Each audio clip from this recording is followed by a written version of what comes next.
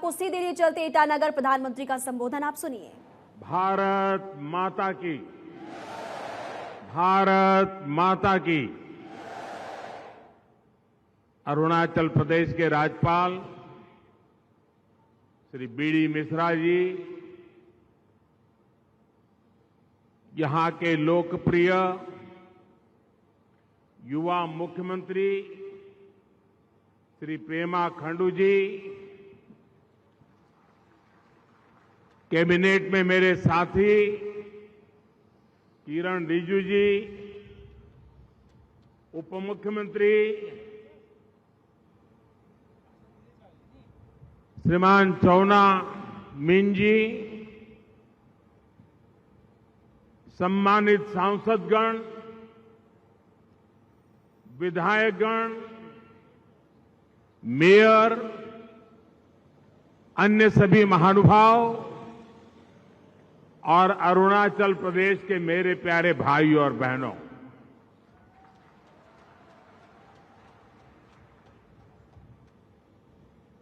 अरुणाचल आना मेरे बहुत बार हुआ है। जब भी आता हूं एक नई ऊर्जा, नया उमंग, नया उत्साह लेकर के जाता हूं। लेकिन मुझे कहना होगा कि मैं इतनी बार अरुणाचल आया, शायद गिनती करूंगा भी तो भी कुछ गलती हो जाएगी, इतनी बार आया हूं, लेकिन इतना बड़ा कार्यक्रम पहली बार देखा। और वो भी सुबह 9:30 बजे।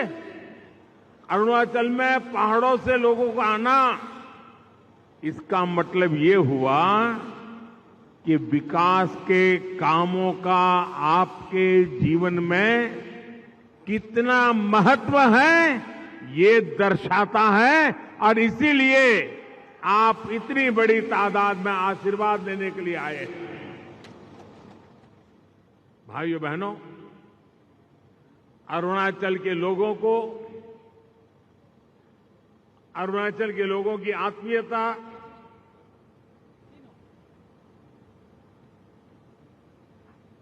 कभी भी अरुणाचल के लोगों को देखो, वो हंसते ही हैं, चेहरा मुस्कुराता रहता है।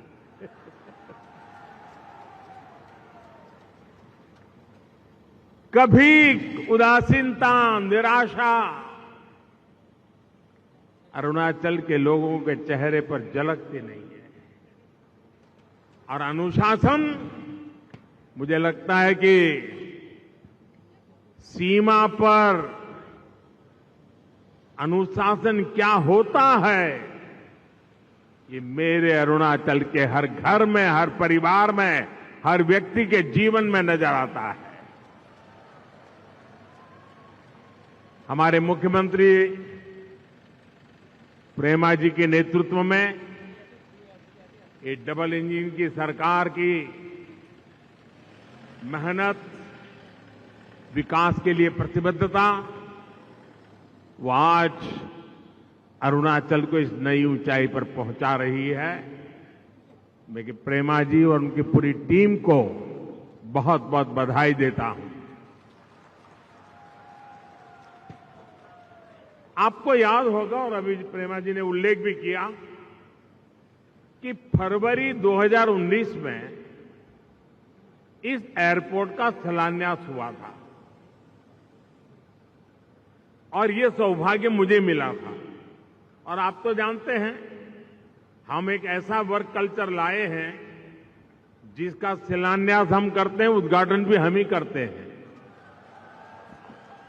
अटकाना, लटकाना, भटकाना, वो समय चला गया। लेकिन मैं बात और करना चाहता हूं। 2019 फरवरी में मैंने इसका शिलान्यास किया था। अब 2019 मई में चुनाव आने वाले थे। ये जितने पॉलिटिकल कमेंटेटर होते हैं, जिनकी आंखों पर पुराने जमाने के चश्मे टंगे हुए हैं, इन लोगों ने चिल्लाना शुरू कर दिया, लिखना शुरू कर दिया, बोलना शुरू कर दिया एयरपोर्ट वेयरपोर्ट कुछ बनने वाला नहीं है, ये तो चुनाव है ना, इसलिए मोदी यहां पत्थर खड़ा करने आ गया है। और यहां हो रहा है नहीं, हर चीज में उनको चुनाव नजर आता है। हर चीज के अंदर किसी भी अच्छे काम को चुनाव के रंग से रंग देने की फैशन हो गई है। इन सब लोगों को आज इस एयरपोर्ट का उद्घाटन एक करारा जवाब है, उनके मुंह पे तमाचा है।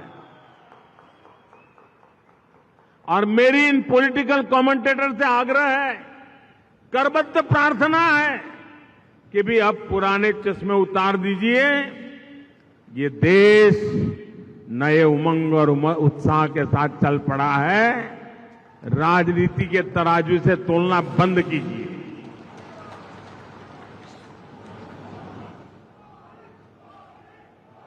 जो कमेंटेटर इसको चुनावी घोषणा कहते थे,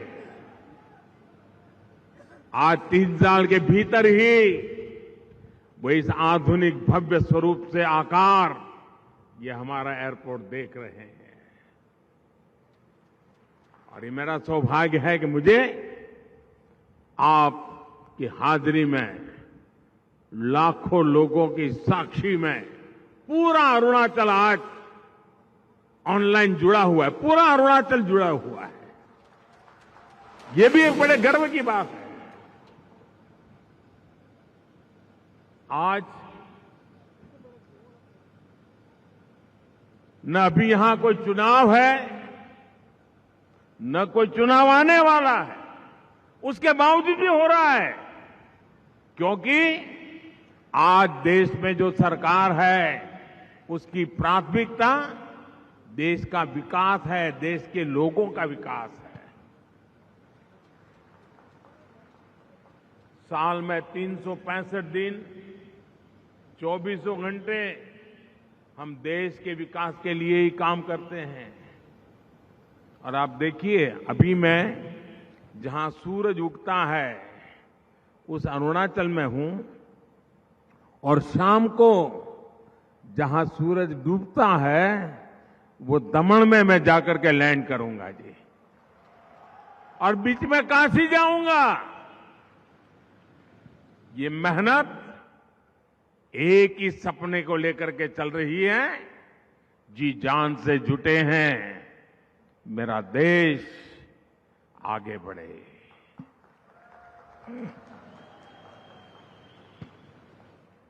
हम न चुनावों का फायदे नुकसान सामने रख करके काम करते हैं, न चुनाव के लाभ पाने के लिए छोटे छोटे इरादों से काम करने वाले लोग हैं। हमारा तो सपना सिर्फ और सिर्फ मां भारती हैं, हिंदुस्तान है, 130 करोड़ नागरिक है। आज इस एयरपोर्ट के साथ ही 600 मेगावाट के कामेंग हाइड्रो प्रोजेक्ट का भी लोकार्पण हुआ है। ये भी अपने आप में एक बहुत बड़ी उपलब्धि है। विकास की उड़ान और विकास के लिए ऊर्जा का ये गठबंधन अरुणाचल को एक नई गति से नई ऊंचाई पर लेकर के जाएगा। मैं इस उपलब्धि के लिए अरुणाचल के मेरे प्यारे भाइयों बहनों को, सभी उत्तर पूर्व के राज्य के भाइयों बहनों को बहुत बहुत बधाई देता हूं, बहुत बहुत शुभकामनाएं देता हूं। आजादी के बाद नॉर्थ ईस्ट बिल्कुल अलग तरह के दौर का गवाह रहा है। दशकों तक ये क्षेत्र उपेक्षा और उदासीनता का शिकार रहा। जब दिल्ली में बैठकर पॉलिसी बनाने वालों को सिर्फ इतने भर से मतलब था कि किसी तरह यहां चुनाव जीत जाए। आप जानते हैं ये स्थिति कई दशकों तक बनी रही। जब अटल जी की सरकार बनी, उसके बाद पहली बार इसे बदलने का प्रयास किया गया।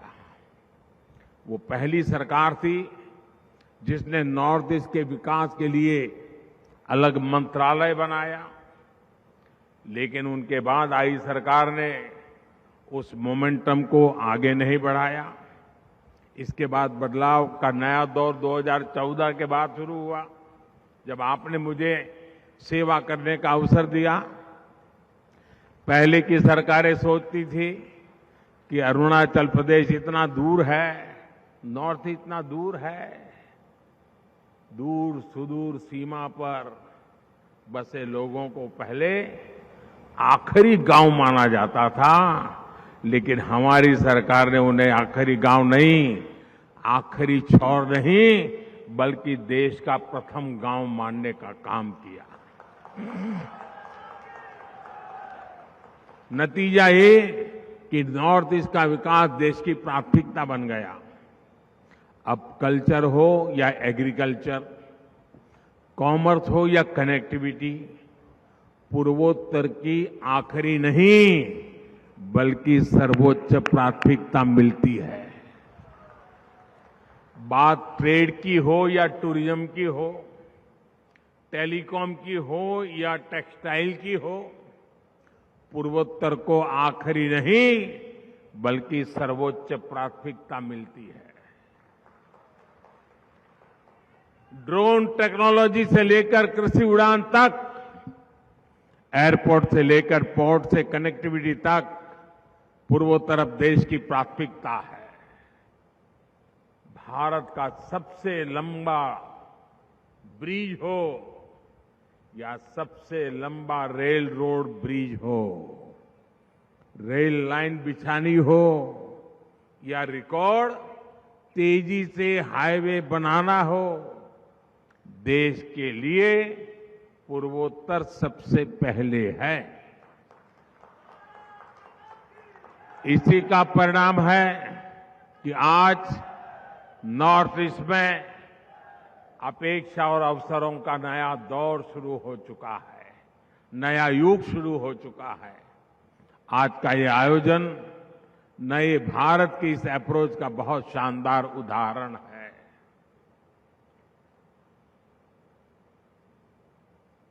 डोनी पोलो एयरपोर्ट